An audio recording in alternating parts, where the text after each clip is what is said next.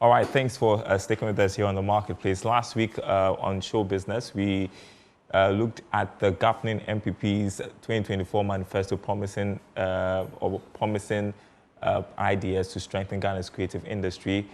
These included tax incentives to attract the private sector, visa policies, and the development of a streaming platform for local content. Fast forward, the main opposition party, NDC, is out with its own plans in this direction, and Kenneth Awutu-Darko, counter-journalist, my online, joins me with more on it. So just run us through the promises made by the NDC as concerns the creative economy. So, as you rightly mentioned, it has been a very long week of back and forth between the two major political parties in terms of the manifesto. Former President John Mahama has indicated his bit of what he's going to do when his, party eventually, or if the party takes power, as against what the MPP indicated about a week ago as well. Now, I'd like to run by you some of those promises, and as you can see on your screen, it has made a number of directives that it's planning to implement. One of them is the promotion of what it calls the Black Star Experience as Ghana's flagship culture, arts and tourism brand to make the country actually the preferred tourism destination. And it also talks about the fact that it is planning to support young digital content creators in the country to promote their way as long as they are promoting the heritage. And they're also looking to revive the Creative Arts Fund to provide sustainable financial support for startups and the aiding large, medium, and small creative enterprises, also reviewing and strictly enforcing broadcasting, digital media, local content provisions to stimulate local artistic productions. And also it talks about the facilitation and enforcement of collection of management system and copyright and royalties in Ghana, which has been a very big issue over the past few months when it comes to the creative space and how their revenue generation is concerned as well. Also the partnership with the private sector to build an ultra-modern recreation village with auditoriums, films. You are the expert. How realistic are these promises? I mean, it is one thing to speak from the point of a politician. It's another issue when it comes to what the technocrats or the industry persons think about it. They feel like this, just as the MPP also enumerated 2 weeks ago, these are all things that, if implemented, will really bolster the industry as a whole. But implementation is one thing that has been a major challenge that industry players are really raising concerns about, to ensure that if any of these parties are able to secure power come December 7, it's something that is going to improve the sector. But really, what stands out to you and which you think would help boost the creative economy based on the promises outlined by the NDC?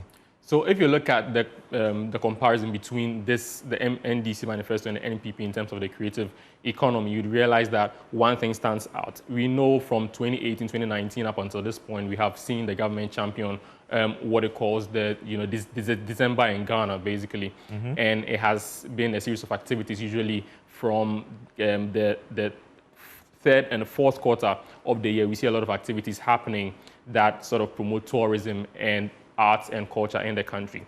Now, that is what is very significant, one of the things that's very significant in the comparison, because the NDC also promises to create what it calls the Black Star Experience, where this time it says it's going to be a year-long experience where it is also going to, as the current government is doing, also promote creativity, culture, and tradition in the country. But they are indicating that they will make sure that it's going to be a year-long process, and it's just not limited to the months heading towards the December as well. Also, it talks about the fact that it is ready to support youth digital content creators as well. And this is something that the MPP have also indicated. But the only difference in this is that the MPP says it's going to create a framework or a streaming platform sort of to help project the works of the Ghanaian creator as well. What would be the hurdle if John Mahama should win the presidency? What hurdle would he have to cross to be able to implement some of these things?